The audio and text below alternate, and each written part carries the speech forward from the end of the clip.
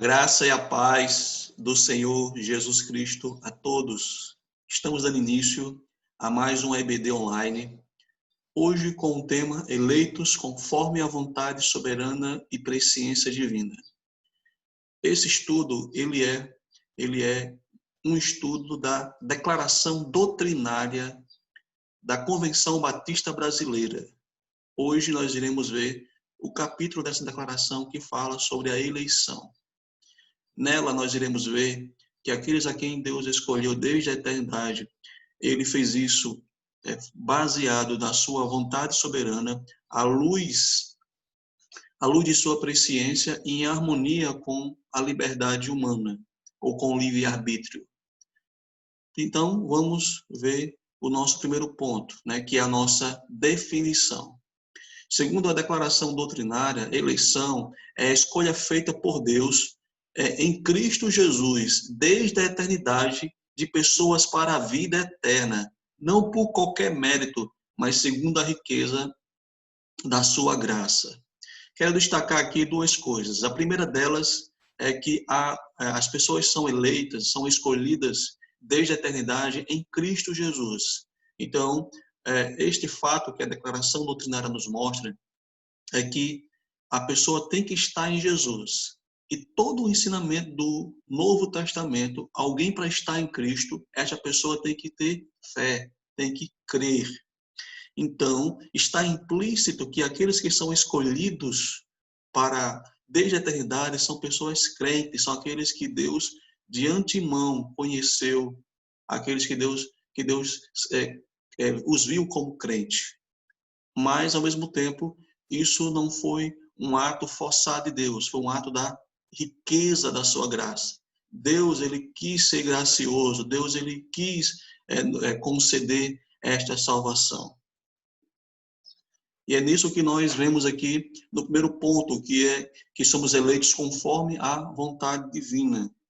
Efésios capítulo 3, versículos 5 e 11, mostra exatamente este ponto, onde mostra que somos eleitos conforme o propósito de sua vontade, ou seja, Deus ele quer salvar.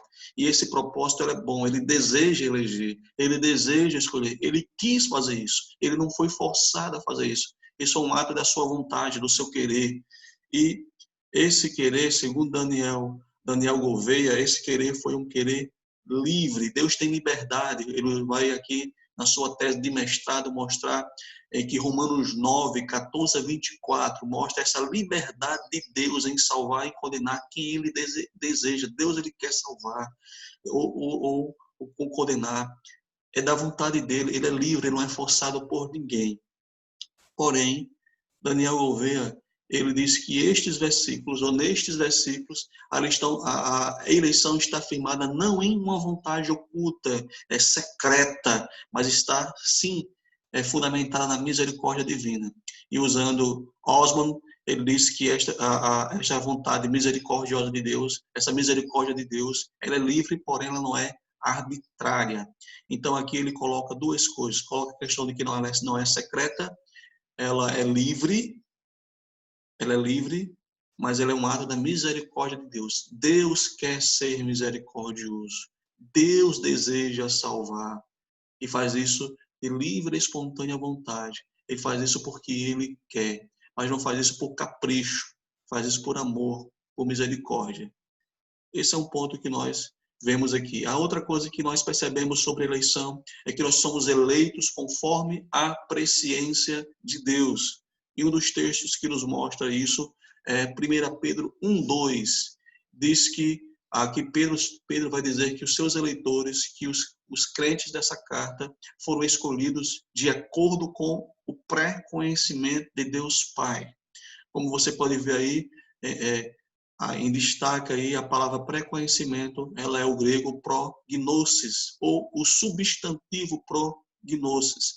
Esse substantivo prognosis, no grego secular, no grego dos escritores clássicos, e também na Septuaginta, que foi a tradução grega do Antigo Testamento, mas trazendo alguns acréscimos de alguns livros que são chamados livros apócrifos, porque eles não foram considerados como livros inspirados, existem alguns erros nele, mas tem valor histórico, como Judite 9:6 e 11:19, também no Novo Testamento, Atos 2:23, a ideia de prognosis é a ideia de presciência, a ideia essa ideia de ser previsto, né? Então, tanto Judite vai mostrar isso, os textos gregos vão mostrar essa ideia de pré-conhecimento. Atos 2:23 vai mostrar a relação entre o pré-conhecimento de Deus e a determinação de Deus, como Deus ele teve conhecimento daquilo que estava acontecendo na cruz. Então, 1 Pedro, esse substantivo, a ideia natural desse substantivo, a ideia natural do grego aqui seria exatamente presciência, que Deus sabia de antemão aqueles que eram seus eleitos, aqueles que eram crentes em Jesus. Ele conhece essas pessoas desde a eternidade.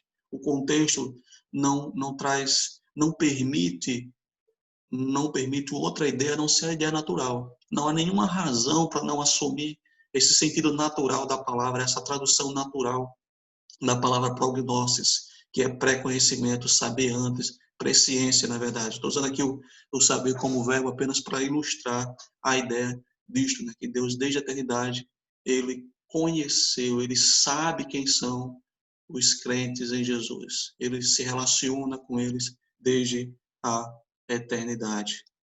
Além disso, nós temos o verbo agora. Romanos capítulo 8, versículo 29, vai dizer que aqueles que de antemão conheceu, ali ele usou o substantivo, aqui Paulo está usando o verbo, né, que é o verbo prognosco. A primeira coisa que nós precisamos saber que quem são estes que de antemão foram conhecidos por Deus, né? Veja que aqueles aqui, o que antecede, o antecedente desses aqueles, ou quem, depende da sua tradução, está no capítulo 8, versículo 28, que é aqueles que o amam, ou seja, aqueles que Deus conheceu de antemão. Esses são aqueles que no momento presente, pelo menos ali no momento presente que Paulo estava escrevendo aquela carta, são pessoas que amam a Cristo, que amam a Deus. E Paulo está dizendo que essas pessoas que amam a Deus foram conhecidas de antemão, foram conhecidas previamente por Deus. Ou seja, Deus estava vendo desde a eternidade aqueles que o amariam no presente de Paulo.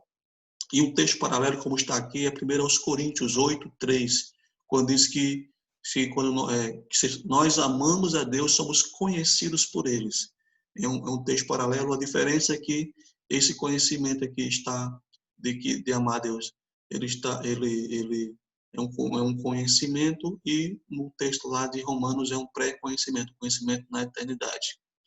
Veja bem, você percebeu que nós estamos vendo aqui que conhecer de antemão está a ideia de saber antes, a ideia de que Deus ele se relacionou, sabia quem eram esses crentes, que o amaria no presente, que o amaria no tempo, desde a eternidade. E essa nossa compreensão está também fundamentada no estudo da palavra, no sentido comum desta palavra. E como você está vendo aqui no slide, a tradução grega, ou melhor, o grego secular, traz essa ideia. A 70 ou a Septuaginta, aqui no livro de sabedoria, pelo menos 3 vezes traz essa ideia de presciência. O Novo Testamento aparece essa palavra 5 vezes, e 3 vezes todos concordam. Por exemplo, aqui em Atos, em 1 Pedro 1:20 e 2 Pedro 3:17, todos concordam que o sentido desta palavra é de presciência, de saber antes. A diferença de alguns autores em relação a Romanos 8:29 e também Romanos 11:2. Mas nós podemos perceber aqui que o contexto de Romanos 11:22, segundo o estudioso Cantrell, é de que o contexto fala de que quando Deus conhece de antemão o povo de Israel, no contexto do capítulo 11 ali, você vai perceber que está falando de pré-conhecimento, saber antes. Deus, ele sabe antes que o povo de Israel seria rebelde e idólatra.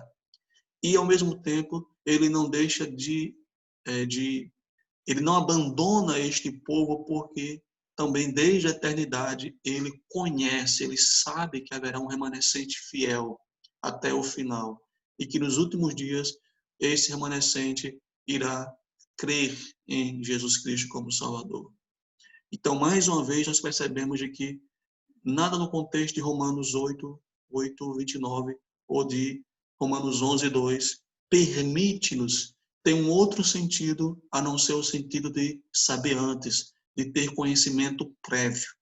Por isso que a eleição aqui, Deus desde a eternidade, ele conhece os crentes, ele sabe quem são os crentes. O próprio contexto de Romanos como um todo, ele vai mostrar exatamente isso, que a maneira de alguém ser declarado justo, a maneira de alguém ser salvo, é por meio da fé. Então Deus conhece essas pessoas, conhece esses crentes, conhece que Ele os ama, conhece que eles irão crer de fato. E desde a eternidade, segundo a sua vontade divina, segundo o seu querer divino, Ele escolhe essas pessoas. O que nós precisamos entender sobre isto por exemplo, aqui, é o que Jack Cantrell, ele vai falar sobre esses dois textos. Ele vai dizer aqui, preponderância da evidência, portanto, mostra que pré-conhecimento não é equivalente à eleição ou à escolha. E que em Romanos 8:29, em 1 Pedro 1, versículo 1 e 2, ele se refere a nada mais do que o ato cognitivo, o ato de saber, tá ligado? Pelo qual Deus conheceu ou identificou os membros de sua família como distinto de todos os outros, antes mesmo da fundação do mundo. Então, segundo esse estudioso, a ideia aqui é a ideia natural, é a ideia de Deus identificar, Deus saber quem é, Deus saber quem são os membros de sua família, diferenciando de outras pessoas. Como essa parte aqui ilustrada mostra que Deus ele consegue identificar quem são os seus, ele consegue saber quem são os seus desde a eternidade. O pastor batista Tiago Titilo, ele vai falar a seguinte coisa, que nessa ideia de pré-conhecimento, ele vai dizer o seguinte: Deus não precisa esperar que os pecadores se arrependam e creiam em Cristo para somente depois escolhê-los. Ele pode escolher seu povo e planejar seu destino antecipadamente, porque para Deus tudo acontece no eterno agora. Então, ou seja, como é um eterno agora de Deus, essa é a ideia da eternidade de Deus. Para Deus, esse eterno agora, ele consegue, ao mesmo tempo, ele tem ciência do passado, presente e do futuro. Então, neste eterno agora, ele não precisa saber amanhã, ele não precisa para depois escolher, não, ele já consegue identificar. Então, antes da fundação do mundo, quando Deus ele está planejando salvar o seu povo, ele, ao mesmo tempo, ele está identificando quem é este povo. Então, segundo a sua vontade, ele quer salvar crentes e ele identifica os crentes na eternidade, aqueles que irão cumprir todo o final, até chegar à glorificação. Porém, isto nós iremos ver com mais detalhes no estudo sobre segurança de salvação. Por enquanto, é importante nós conhecermos apenas isto. E o terceiro ponto sobre a questão da eleição, segundo a declaração doutrinária da Convenção Batista Brasileira, é que os crentes são eleitos em harmonia com o livre-arbítrio. O estudioso Robert Picirilli, ele vai fazer a seguinte definição, o seguinte conceito do que seria livre-arbítrio. Ele diz que é uma maneira de dizer que uma pessoa é capaz de tomar decisões que pode escolher entre duas ou mais alternativas ao obter, por qualquer meios, o nível de entendimento daquelas alternativas para escolher entre elas. De maneira resumida, Picirilli está dizendo duas coisas sobre o livre-arbítrio. Primeiro é o ato de escolhas entre coisas opostas, alternativas opostas, crer ou não crer. Você vai perceber isso em todo o Novo Testamento, que a pessoa ela é desafiada em crer e não crer. Se ela crer, ela será salva. Se ela não crer, ela é condenada. Então percebe que, diante dessa escolha, ela é responsável pelo seu destino. Ela é totalmente responsável. Ela é responsável por isso. Ela é responsável por não crer. Por exemplo, um dos textos que não dá para nós explicarmos aqui, mas o capítulo 11 de Mateus, versículo 20 em diante, Jesus ele vai responsabilizar, não somente responsabilizar, mas também vai mostrar de que há uma condenação maior pelas cidades que não creram nele, que diante dos milagres de Deus deveriam crer, não creram. E por isso que há maior condenação sobre elas. Na palavra de Jesus haverá menos rigor para, por exemplo, Sodoma e Gomorra do que para essas cidades. Essas cidades têm uma condenação maior porque rejeitaram a mensagem de Deus. Porque diante disso, elas deveriam escolher ser, diante dos sinais, diante dos milagres, de que dava evidência de que Jesus era o Cristo, elas não creram, elas não se arrependeram, e aí elas são responsáveis.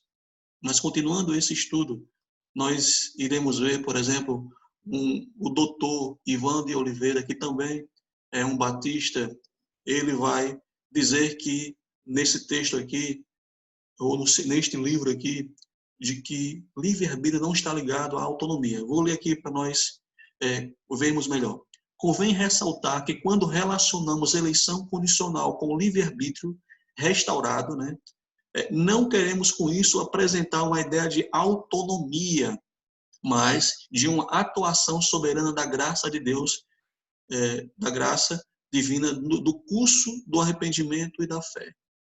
Primeira coisa aqui, quando se fala de livre-arbítrio, segundo aqui, não é autonomia, ou seja, eu não sou independente de Deus, nem sou independente de influência.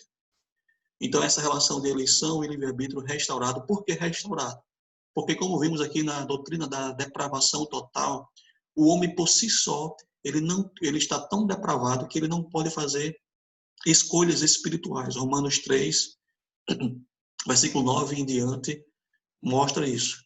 Então, Romanos 2, 4, por exemplo, vai mostrar que Deus ele passa a agir, no caso ali, de um coração incrédulo, que apesar da bondade de Deus que conduz ao arrependimento, aquela pessoa continua com a sua teimosia, continua incrédulo. Mas veja que ali houve a graça de Deus. Então não há autonomia de Deus na escolha. O homem não é autônomo. Por isso que na segunda parte aqui vai dizer que a graça de Deus atuou ali para que o homem se arrependesse e tivesse fé. Como aqui eu mostrei, por exemplo, Romanos 2, 4, que no caso ali a pessoa, apesar da graça de Deus agindo na vida dela, apesar da bondade de Deus agindo na vida dela, ela rejeita essa bondade e fica com seu coração teimoso. O próprio Cristo disse que ninguém pode vir a mim se o Pai não o atrair, se o Pai não o trouxer.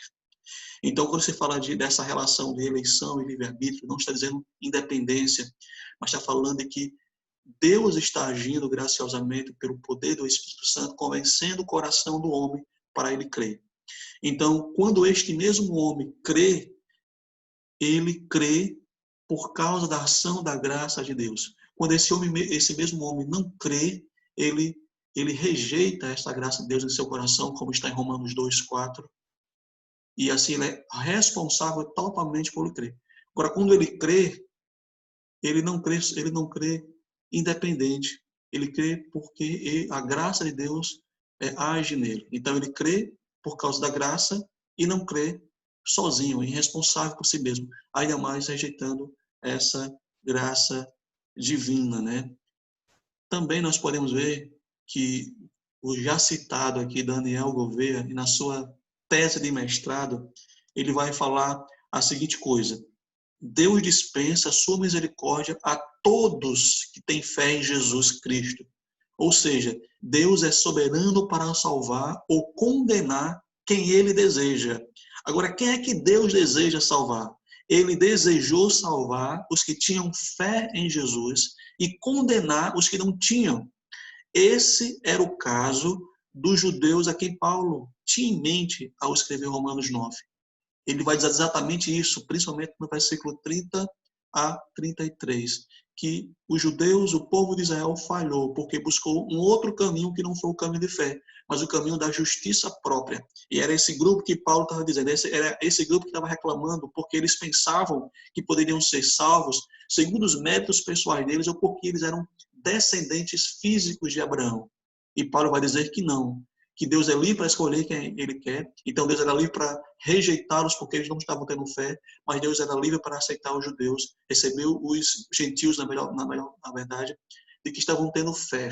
Mas lembre-se de que esse aceitar pela fé não era porque havia algo bom nessas pessoas que estavam crendo, mas porque essas pessoas foram conduzidas pela graça de Deus. Então, dentro desse contexto, nós temos um texto que vai ilustrar um pouco essa relação de liberdade e da graça de Deus conduzindo, Deus agindo no coração humano. Romanos 11, 22, 23, nós percebemos que Deus ele exerce a sua bondade ou misericórdia sobre algumas pessoas que permanecem firmes. Elas permanecem firmes por quê? Porque Deus agiu na vida delas e em graça elas permanecem firmes na fé. Mas, por outro lado, algumas pessoas recebem a severidade de Deus. Por quê?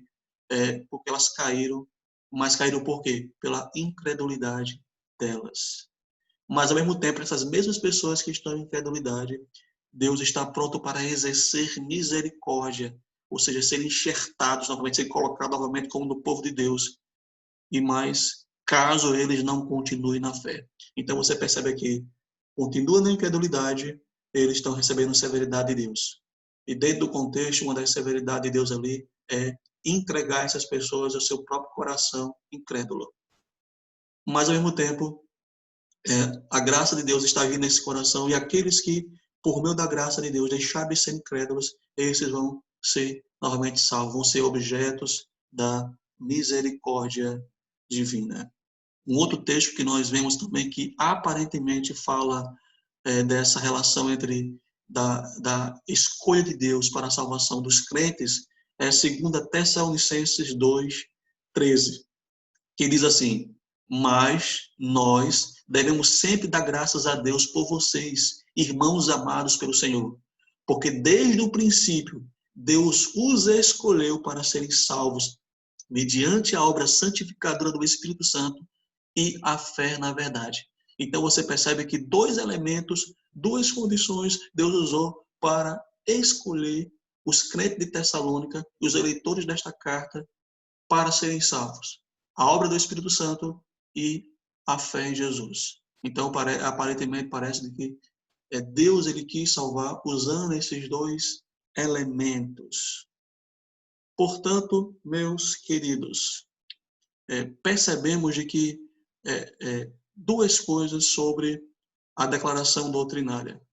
Nós vemos de que ela está fundamentada biblicamente, ela tem fundamento bíblico, por isso que nós batistas brasileiros, ou muitos da Convenção Batista Brasileira, ou a declaração, ela defende essa salvação mediante a vontade de Deus, essa eleição mediante a vontade de Deus, ou à luz de sua presciência, em harmonia com a sua presciência, em harmonia com o livre-arbítrio, mas ao mesmo tempo esse livre-arbítrio ele é restaurado por Deus para tomar essa decisão. Também esta ideia ela já existia desde os primeiros séculos. Muitos pais da igreja já o defendiam, como Crisóstomo, por exemplo, é um dos exemplos disso. Esse foi o pensamento predominante da igreja nos 4 primeiros séculos, tendo uma ruptura ali por Agostinho, mas ele até a reforma, esse pensamento não foi um pensamento unânime. A reforma, os reformadores aceitam essa doutrina, mas também houve grupos discordantes, como Jacó Armínio, os anabatistas e mais tarde os batistas gerais. Os batistas gerais foram aqueles que deram início à Igreja Batista, e eles criam na salvação pela presença de Deus e harmonia, como a Convenção Batista Brasileira crê. Então, o nosso propósito aqui é mostrar esses fundamentos bíblicos da declaração doutrinária, a harmonia com essa tradição da igreja evangélica, a igreja cristã durante os séculos, entender de que a nossa declaração, neste ponto, é um tesouro da nossa fé. Que Deus te abençoe e que esta ideia de eleição bíblica possa ser um bálsamo na sua vida, principalmente nos momentos difíceis. Deus te conheceu desde a eternidade e te viu já no novo céu e nova terra.